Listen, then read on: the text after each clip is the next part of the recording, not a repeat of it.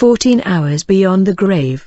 Eduardo Men's experience. My name is Eduardo Senebio Men's. I was born on July 20, 1991 at 2 o'clock in the afternoon, in the beautiful port of Acapulco in the Mexican Institute of Social Security. Brother, my life was different. I know that some have heard my testimony, but there are parts that you did not hear. I'm going to talk about my life from the age of accountability, which is 7 years for age. In that age I realized that life was already different. Beloved brother, while I was still a child I slept in the street. My father did not have a home, thus we lived in the street. When I was growing up, people used to say that my mother abandoned me at the age of 3 months with my father. I was small when my mother turned his back on me. On the other hand, my father was an alcoholic man, disappointed by a woman who had abandoned him. The place where we slept was in the streets, on the sidewalks. In order to eat we had to go behind restaurants of the city, where they were keeping what they call waste.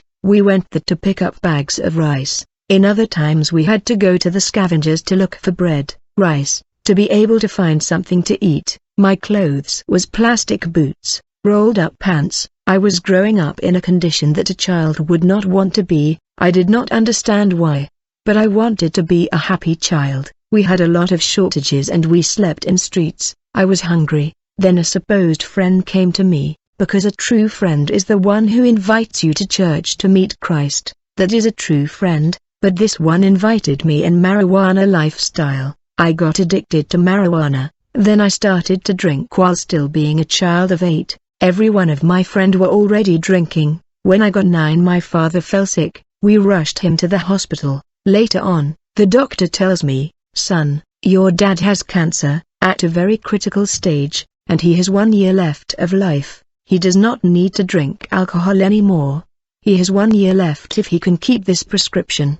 Otherwise he won't even last a year." On July 20th, which was my birthday, my dad grabs a glass of mezcal in order to celebrate my birthday. Instantly I saw my father crying and I hug him very strong. My father says, "My son, I do not cry because I'm going to die. I cry because I don't know who will stay with you." On the first days of August my father went into agony. I never encountered this kind of scenario. In our tradition, it's a common practice to gather the family around a dying person for reconciliation and forgiveness. On that day, my father's entire family reconcile with him and ask for forgiveness. During that family gathering, a relative grabbed me and said, "Son, there in the Catholic Church yesterday there was a big church service before the Virgin Mary, who is the Virgin of Mercy. There's so much mercy and holiness in her. Just cry to her, maybe one of her virtue may come back to your father." As a child, seeing my father in agony, I started to cry. My father was the only thing that I had that pleased me. He was the only person that I loved the most. I had shared my childhood with him. I had not known the love of a mother. I went and I asked the Holy Virgin to intervene against the death of my father. It seemed that nobody could answer me. In August 5th of the year 2000 I watched my father giving his last breath, and the next day they had to bury him. When they were burying him I remembered a promise that I made to my father. Before his death my father wanted me to lift my head high and be a proud son of Alfredo and Pauline. I promised him and I fulfilled it. On that day I was burying the being that I loved most in the land. In that moment of confusion and hopelessness, I did not know how to express my agony. I wanted to scream and cry. I looked up high in the sky and I said, "God, if only you really exist, how can you take away my father? If he is the only thing I have, God, please return my father." But I heard nothing. All I heard was a wind. I said to myself, God does not exist. God is a mythology. I was very angry with God for having taken away what I most loved in life. Immediately after the death of my father, I adopted a rebellious attitude. At the age of 11 and 12 years to 13 years old I wanted to have what I had not had. I dreamed of being a hit man. I wanted to be a hit man, the spirit of death and suicide. And I remember in the early hours of the early morning I went out to do my needs at 3 o'clock in the morning. Suddenly somebody whistled at me. I got scared and I ran to my room inside the house, but this character followed me. When I went to bed I covered my feet to my head. I was in a terror and very horrible fear filled me, when suddenly I heard a very horrible voice that told me, "Do not be afraid of me, I want to be your friend. Ask me what you want. I'll give it to you. I'll give you everything you want." At that moment I did not know what I was doing. This character in black took me by the hand and he says, "From now on, you can no longer mention the name that evangelicals mention to you. You can no longer love evangelicals for they are your enemies. You are going to do everything that I tell you. You're going to do what I ask. I will give you what you want, but you have to promise me that you are going to obey my instruction." I said it's fine. On that day I was forbidden to mention the name of Jesus. I did not understand why, but I did not care. From 13 years to 15 I became more alcoholic. I got in drug. At the age of 17 I started committing rapes and assaults. I started to have an urge to mess with homosexuals, married women, widows, divorced. The place I did this immoral act did not matter. I did what this dark figure asked me to do. We practiced ritual and made sacrifices with candles and crucifixes to be able to get what he promised us. In that way of life I got in trouble and threatened by bandits. I was told I will not live for they were going to cut my head, yet it seemed that God had plans for me all these years and he was looking for me, but I did not want to have anything with him. I was hiding from evangelicals, for I did not want to be found by God. I noticed that I was a magnet for evangelicals, and anywhere I went I met evangelical who kept telling me that Jesus Christ loves me. He is the solution, he can help and solve my problem. I told them I don't think that God loved bad people like me, but God had good plans. I was still in the street, where I spent days without eating. Then one day I met a man called the Skillful Masters. He asked me, "Where do you live?" I told him I had no place to sleep and no food to eat. I said I do not have a place to eat. He told me, "From today you have a place to eat and a place to live in my house." I did not know whether this man was an angel or a man.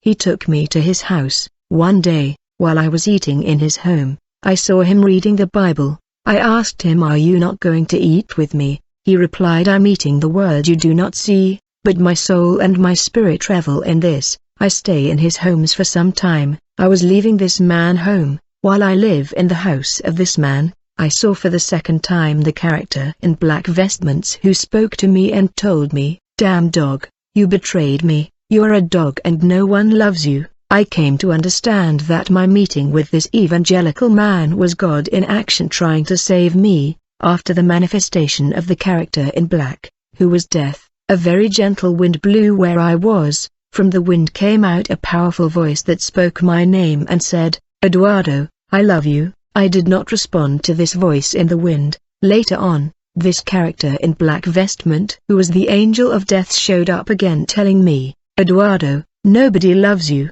you can end this life." At that moment the gentle wind rose again. There were powers battling for my soul. I could distinguish one from the another. What was striking was that when the powerful voice spoke out of the gentle wind, the character dressed in black came out running away from the presence of this voice that spoke in gentle wind. The voice told me, "Eduardo, I love you and I have great plans for you. Do not kill yourself." Many days later, I heard the voice of the character in black dress. He showed up and took me to a house and he puts me on a table, where there was a sharpshooter, and he tells me, "Eduardo, no one love and care for you, and this life, cut your veins, cordoned your neck. You are a dog, nobody loves you and nobody will ever love you.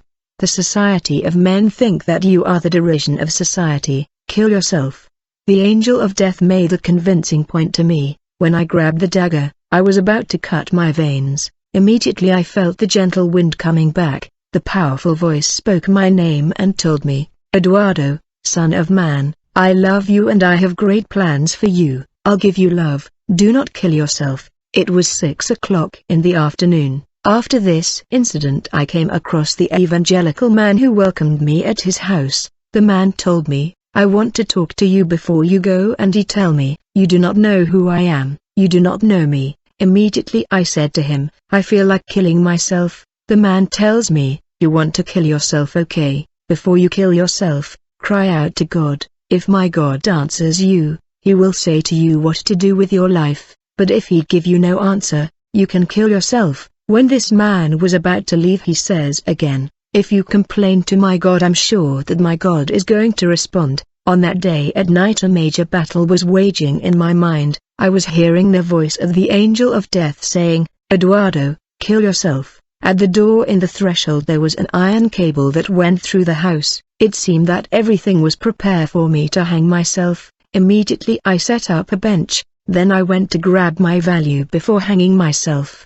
I realized that killing oneself required preparation. It is not easy. When I came back after getting things of value, I was about to hang myself. Immediately I remember the evangelical man who told me to cry out to his God for he will respond. I was pondering about that. Instantly I felt like someone has hit me on the knees. I fell to my knees and began to cry. I said to God, "They say that you know all things. They say that you love me, and they say that you are real. They say that you are true. Let me see you. Let me see your glory if you are real. If you really know everything, that means you know that I will kill myself here." Then I cried and cried to God, "Beloved brother." I heard nothing. I became sad in my heart for there was no reaction whatsoever. Then I sat on the bed, and when I sat on the bed I lifted my eyes at the ceiling, but when I looked down something happened. In fact, everything turned dark around me. It was so dark that I could not see even my own hand.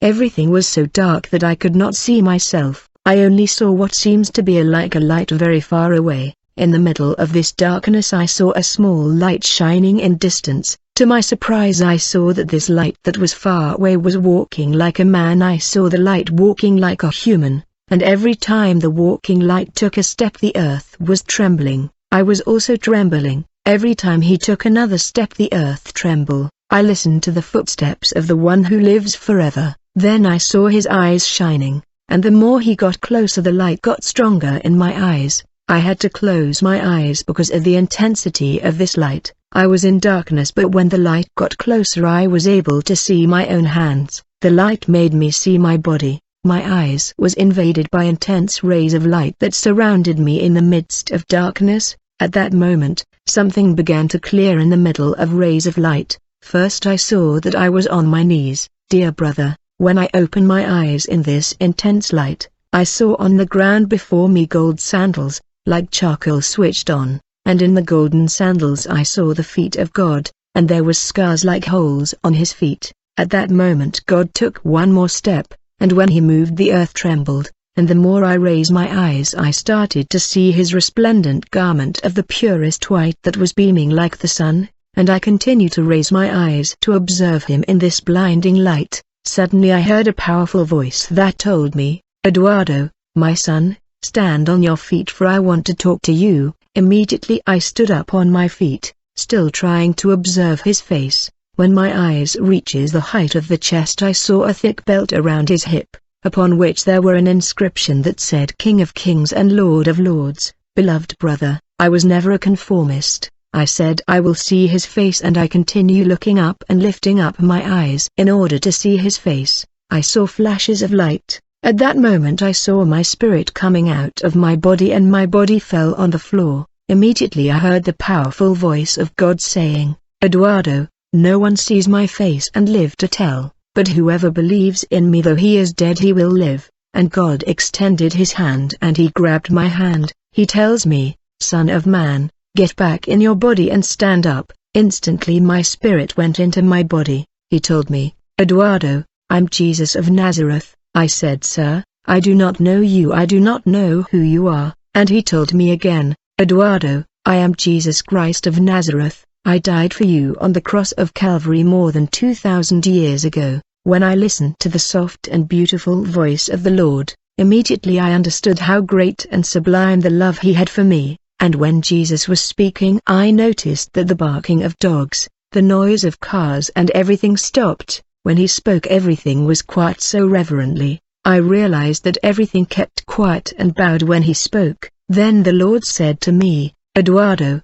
I formed you and I named you my name. I made you with my own hands." Jesus extended his hand and he tells me, "My little one, how life has hit you so hard." At that moment I saw his garment which distilled a nice aroma of perfume, and I saw where Jesus was standing everything started to go green and to flourish. He began to caress me with his sweet soft hands like a baby. Then he told me, "I know how they hurt you when you were small, but I love you. Beloved brother, I felt like a child, like an 8-year child feeling the embrace of a father, and I felt the heat of the embrace of the words of God.